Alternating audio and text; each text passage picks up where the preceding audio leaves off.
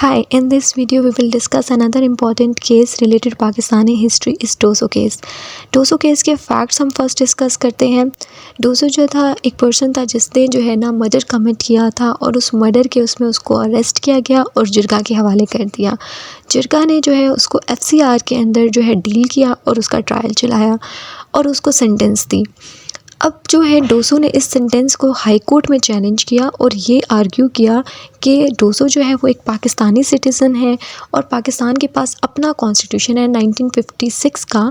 तो डोसो को जो है पाकिस्तानी लॉज़ के अकॉर्डिंग जो है ट्रायल उसका होना चाहिए था। उसको एज अ पाकिस्तानी होने के नाते उसको जो है पाकिस्तानी लॉज़ के अंदर जो है उसको चार्ज किया जाना चाहिए था, ना कि एफसीआर के अंदर। ठीक है, अब बेसिकली जो डोसो का स्टांस ये था कि जब कॉन्स्टिट्यूशन है आपका तो एफसीआर जो है वो नहीं होना चाहिए, बिकॉज़ एफसीआर जो है वो वायलेशन कर रहा है कॉन्स्टिट्यूशन की। ठीक है, वो कॉन्स्टिट्यूशन की वायलेशन कैसे कर रहा है? बिकॉज़ आपका कॉन्स्टिट्यूशन जो है 1956 का, उसमें आपको आर्टिकल 5 और आर्टिकल 7 जो है वो कुछ राइट्स दे रहे हैं। अब वो राइट्स क्या दे रहे हैं, उसमें उसने बात की कि वो आपको राइट्स दे रहे हैं इक्वल प्रोटेक्शन बिफोर लॉ और जो है इक्वालिटी बिफोर लॉ। ठीक है, वो कह रहे हैं कि आपको ये दो राइट्स दिए जा रहे हैं आपके आर्टिकल 5 और आर्टिकल 7 ऑफ कॉन्स्टिट्यूशन 1956। अब वो ये स्टांस क्यों ले रहा था? बिकॉज वो ये कह रहा था कि एफसीआर जो है वो वायलेशन किस तरह कर रहे हैं आपके इन फंडामेंटल राइट्स की, जो कि आर्टिकल 5 और 7 में आपको दिए गए हैं। वो ये कहना चाह रहा था कि जो है एफसीआर जो है आपको कौंसल का राइट नहीं देता, मतलब आपका अपने लॉयर का राइट नहीं देता कि जो कि आपको डिफेंड कर सके। ठीक है, और दूसरा वो आपको एक किस्म से फेयर ट्रायल नहीं देता, आपको सुना नहीं जाता प्रॉपर तरीके से। तो इन दो वजूहात की वजह से जो आपका बेसिक और आपका फंडामेंटल राइट है जो कि आपको कॉन्स्टिट्यूशन दे रहा है, वो आप उसे महरूम हो जाते हो। ठीक है, तो वो ये स्टांस लेके हाई कोर्ट में गया और हाई कोर्ट ने जो है ना डोसो के फेवर में डिसीजन दिया और उन्होंने कहा कि ये बात ठीक है कि जब आपका कॉन्स्टिट्यूशन आ गया, आप कंट्री में 1956 का कॉन्स्टिट्यूशन फाइनली आपने जो है आपको मिल गया, आपकी कंट्री का पहला कॉन्स्टिट्यूशन आपको जब मिल गया, तो अब एफसीआर जो है उसकी कोई वैल्यू नहीं रही। ठीक है, एफसीआर की क्या वैलिडिटी है अगर आपका अपना कॉन्स्टिट्यूशन है तो। अब यहाँ पे जो है जब एफसीआर को नल एंड वॉइड करार दिया हाई कोर्ट ने, the petition was accepted and the conviction was set aside. अब जो है हाई कोर्ट ने पिटीशन जो है उनकी एक्सेप्ट कर ली और जो उनका सेंटेंस था, जो उनकी अरेस्ट थी, उसको सेट असाइड कर दिया।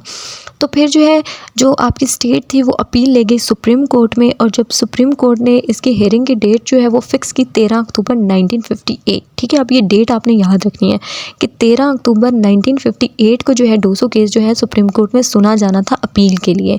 लेकिन उससे पहले पाकिस्तान की हिस्ट्री में एक चेंज आया, पॉलिटिकल चेंज आया, जिसकी वजह से इस जो केस थी ना इसकी सिचुएशन बिल्कुल ही चेंज हो गई। ठीक है, अब 13 अक्टूबर 1958 को ये केस सुना जाना था अपील के लिए सुप्रीम कोर्ट में। ठीक है, उससे पहले जो आपके प्रेसिडेंट थे उस टाइम पे आपके प्रेसिडेंट थे सिकंदर मिर्ज़ा। ठीक है, उन्होंने पाकिस्तान में पहला मार्शल लॉ लगाया। ठीक है, अब यहाँ पे आप ये चीज़ याद रखिएगा कि पहला मार्शल लॉ सिकंदर मिर्ज़ा ने लगाया था और जो है और उन्होंने एडमिनिस्ट्रेटर जो अपॉइंट किया था, चीफ एडमिनिस्ट्रेटर अपॉइंट जो किया था वो किया था अयूब ख़ान को। ठीक है, अब वहाँ पे जो है सिकंदर मिर्ज़ा ने लगाया और अयूब ख़ान को जो है एडमिनिस्ट्रेटर अपॉइंट कर दिया।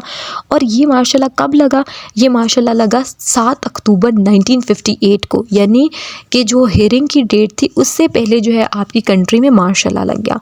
अब ज़ेरी बात है, जब मार्शल लॉ लग गया तो आपका जो 1956 का कॉन्स्टिट्यूशन था वो तो एब्रोगेट हो गया, वो ख़त्म हो गया। ठीक है, अब जब कॉन्स्टिट्यूशन ही ख़त्म हो गया तो उसमें ली गई जो आप लोगों ने जो स्टांस लिया था, डोसो ने स्टांस लिया था कि हमें जो है 1956 का कॉन्स्टिट्यूशन जो है उसके आर्टिकल 5 और 7 हमें कुछ राइट्स दे रहे हैं जिसकी वायलेशन हुई थी। ठीक है, एफसीआर ने उसकी वायलेशन की थी। ठीक है, अब वो चीज़ तो एक किस्म से ख़त्म ही हो गई है ना, क्योंकि आपका जो कॉन्स्टिट्यूशन है वही एब्रोगेट हो गया। अब जब कॉन्स्टिट्यूशन एब्रोगेट हो गया तो आपकी नेशनल असम्बली और जो प्रोविंस असम्बली थी वो दोनों डिसॉल्व हो गई और मार्शल लॉ इम्पोज हो गया कंट्री के अंदर। ठीक है, chief of army staff was appointed as a chief law administrator. ठीक है, जो कि अयूब ख़ान थे और एग्जैक्ट 7 अक्टूबर को जो है मार्शल लॉ इम्पोज हुआ ना, उसके 3 दिन बाद 10 अक्टूबर 1958 को जो प्रेसिडेंट थे आपके, जो सिकंदर मिर्ज़ा थे, उन्होंने जो है ना law continuous in force order 1958 introduce कराया। अब law continuous in force order 1958 जो था ना, वो सब लॉ को वैलिडिटी दे रहा था। इवन दो वो कोर्ट की जो राइट्स थे ना, उन सब को भी जो है ना रिस्टोर कर रहा था। लेकिन उसने सिर्फ़ और सिर्फ 1956 का जो कॉन्स्टिट्यूशन था ना, उसको जो है एब्रोगेट कर दिया था, उसको कम्प्लीटली तौर पे ख़त्म कर दिया था। बाकी सब लॉज़ को जो है एक किस्म से वैलिड डिक्लेयर कर दिया था। ठीक है, अब जो है, अब ज़हरी बात है, 13 अक्टूबर को डोसो केस जो है सुप्रीम कोर्ट में सुना जाना था। अब सुप्रीम कोर्ट ने जो है डोसो के अगेंस्ट डिसीजन दिया, बिकॉज सुप्रीम कोर्ट ने जो यहाँ पे जो है ना डिसीजन, जो सुप्रीम कोर्ट का डिसीजन इसलिए जो है यहाँ पे इम्पोर्टेंस रखता है, बिकॉज डोसो केस से जो है फर्दर मार्शल लॉ के रास्ते भी खुले हैं। ठीक है, और जो है डोसो केस जो है सुना गया, जो चीफ साहब थे उनका नाम था मुनीर।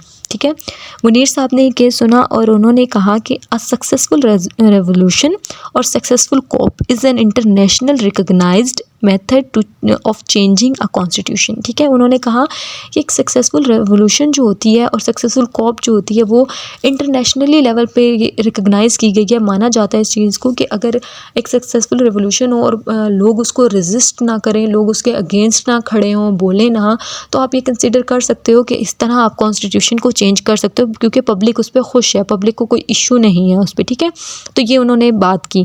एक किस्म से इन्होंने बेसिक नेसेसिटी के प्रिंसिपल को जो है ओरिजिनेट किया इस केस के अंदर, कि बेसिक नेसेसिटी के प्रिंसिपल जो है बेसिकली आया ही डोसो केस से था। बिकॉज़ यहाँ पे उन्होंने, जो मुनीर साहब थे, उन्होंने जो है केल्सन थ्योरी का कॉन्सेप्ट लिया और उन्होंने केल्सन थ्योरी को सपोर्ट करते हुए जो है ना, केल्सन की थ्योरी को सपोर्ट करते हुए जो है ना, ये सारा डिसीजन दिया। सो अब हम एक दफ़ा ये डिस्कस कर लेते हैं कि मार्शल लॉ का क्या जो है इम्पैक्ट पड़ा डोसो केस के ऊपर।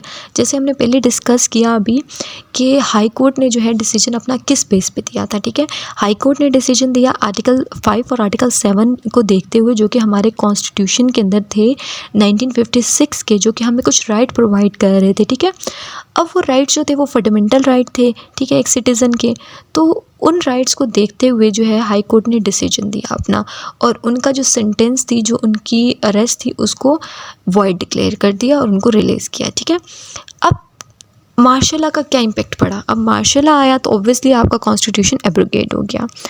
अब सुप्रीम कोर्ट का डिसीजन को हम एक दफ़ा डिस्कस करते हैं, ताकि आपको पता चले कि डोसो केस पे मार्शल लॉ का क्या असर हुआ। ठीक है, If the Supreme Court maintained the decision of the Lahore High Court, it means that the Constitution was still in force. ठीक है, अगर जो है सुप्रीम कोर्ट हाई कोर्ट के डिसीजन को मेंटेन करती, ठीक है, तो फिर इसका मतलब तो ये था कि 1956 का कॉन्स्टिट्यूशन जो है वो स्टिल एग्जिस्ट कर रहा है।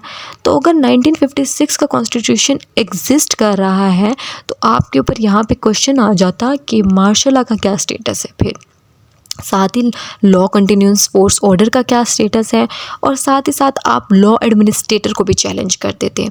ठीक है, तो इन सब चीज़ों को, इन सब सिचुएशंस को देखते हुए आपको आइडिया हो गया होगा कि मार्शल लॉ लगने से डोसो केस का जो है वो बिल्कुल ही उसकी एक फेज़ जो है वो कैसे चेंज हो गया। और law continuous in force order 1958 क्या था। जो law continuous in force order 1958 था, वो एक न्यू लीगल ऑर्डर था।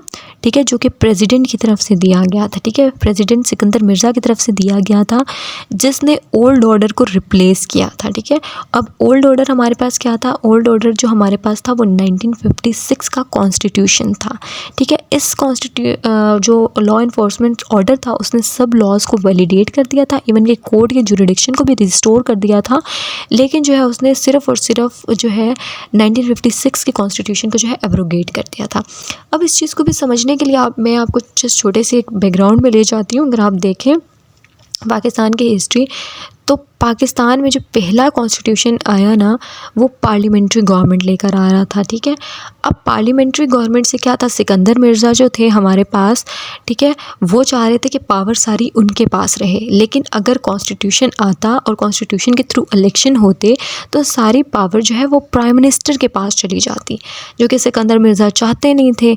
ठीक है, तो उन्होंने अयूब ख़ान को कहा कि चलो भई आप भी आ जाओ, हम दोनों मिल के जो है कंट्री को चलाते हैं। ठीक है, उन्होंने मार्शल लॉ लगाया और मार्शल लॉ लगा के लॉ एडमिनिस्ट्रेटर जो है अयूब ख़ान को अपॉइंट कर दिया और ख़ुद जो है अपनी सीट पर बरकरार है। ठीक है, अब अयूब ख़ान ने क्या किया, अयूब ख़ान की मतलब टेन्योर में जो है 1962 का कॉन्स्टिट्यूशन आया, इसमें पहली दफ़ा जो है प्रेसिडेंशियल गवर्नमेंट को इंट्रोड्यूस कराया गया। ठीक है, अब जो है उन्होंने सारी पावर जो है प्रेसिडेंट के पास रखी, ना कि प्राइम मिनिस्टर को दी। ठीक है, अब जो है यहाँ पे सिकंदर मिर्ज़ा का काम तो अयूब ख़ान ने किया, लेकिन अयूब ख़ान ने लॉ एडमिनिस्ट्रेटर बनते ही 20 डेज़ के अंदर जो है सिकंदर मिर्ज़ा से रिज़ाइन लिया और उनको कंट्री से निकाल दिया।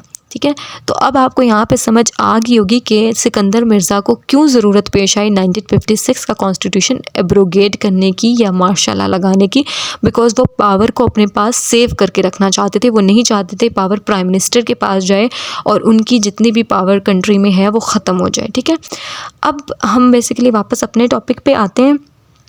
हाई कोर्ट ने तो एफसीआर को जो है वो डिक्लेयर कर दिया था कि ये नल एंड वॉइड है, इसका कोई स्टेटस नहीं है बिकॉज आपके पास कॉन्स्टिट्यूशन है। लेकिन जब केस आया सुप्रीम कोर्ट के पास, तब सिचुएशन सारी हमने भी डिस्कस की कि वो बदल चुकी थी। अब वहाँ पे जो है सुप्रीम कोर्ट ने उस सिचुएशन के हिसाब से अपनी जजमेंट देनी थी, तो सुप्रीम कोर्ट ने जो है डोसो केस के जो है ना में जो है उसके अगेंस्ट, डोसो के अगेंस्ट जजमेंट पास की, और उससे डोसो के केस में जो है आपके पास क्या हुआ, आपके फर्दर मार्शल लॉ के जो डोर्स हैं आपकी कंट्री में वो ओपन होंगे। ठीक है, इसके बाद मार्शल लॉ के डोर्स कैसे ओपन हुए, बिकॉज इस केस में एक किस्म से मार्शल लॉ को वैलिड करार दिया था। उन्होंने कहा था कि नेसेसिटी की बेसिस पे केस डिसाइड हुआ था। ठीक है, प्रिंसिपल ऑफ नेसेसिटी की बेसिस पे, और प्रिंसिपल ऑफ नेसेसिटी का कॉन्सेप्ट इन्होंने कहाँ से लिया था, ये केल्सन थ्योरी से ड्राइव किया था। ठीक है, अब इन्होंने कहा कि जो भी रेवोल्यूशन आती है या जो भी कोई भी इस टाइप की चीज़ होती है जिस पर पब्लिक रेजिस्ट नहीं कर रही, पब्लिक को कोई इशू नहीं है, तो उसको आप एक किस्म से वैलिड आप कह सकते हैं। तो इस तरह जो है उन्होंने मार्शल लॉ को जो है वैलिड डिक्लेयर कर दिया था। जो डोसो केस था उसकी हियरिंग की डेट जैसे हमने पहले डिस्कस की 13 अक्टूबर थी। ठीक है, तो उस डोसो केस को सुप्रीम कोर्ट में 13 और 14 अक्टूबर को सुना गया और 27 अक्टूबर 1958 को जो है फाइनली डोसो केस का जो है डिसीजन आया। अब डोसो केस का जो डिसीजन था वो हमने पहले ही डिस्कस किया, बेसिक नेसेसिटी की वजह से उन लोगों ने मार्शल लॉ को वैलिड डिक्लेयर कर दिया था। ठीक है, और ये कहा था कि जब मार्शल लॉ वैलिड है तो आपका जो कॉन्स्टिट्यूशन है 1956 का वो एब्रोगेट हो गया है। ठीक है, उसके बाद law continuous in force order 1958 जो है वो अब आपका न्यू लीगल ऑर्डर है। ठीक है, और उसके अकॉर्डिंग जो है आपका एफसीआर जो है वो वैलिड है। ठीक है, अब जब आपका एफसीआर वैलिड है तो उसने अपनी पावर्स को एक्सरसाइज करते हुए जितने भी जो है अरेस्ट किए हैं या जितनी भी उसने सेंटेंस पास की हैं, जो भी चीज़ें उसने की हैं, फंक्शन उसने परफॉर्म किए हैं, वो सब वैलिड है।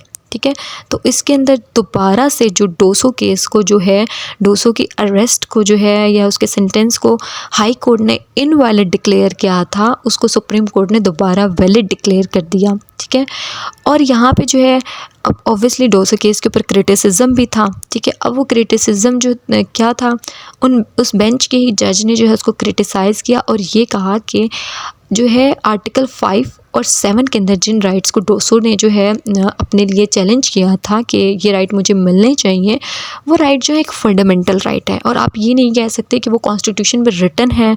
ठीक है, तभी उसको मिलने थे, बिकॉज़ वो तो इनहेरेंट राइट थे, एक बंदे के जो है बेसिक राइट्स हैं जो उसकी लाइफ के लिए इम्पॉर्टेंट हैं। ठीक है, तो अगर वो कॉन्स्टिट्यूशन नहीं है तो क्या ये हम कह सकते हैं कि अगर कॉन्स्टिट्यूशन नहीं है तो आप बेसिक राइट ही किसी पर्सन को नहीं दोगे। ठीक है, तो वो तो एक बेसिक राइट है, तो हर एक को मिलने चाहिए थे।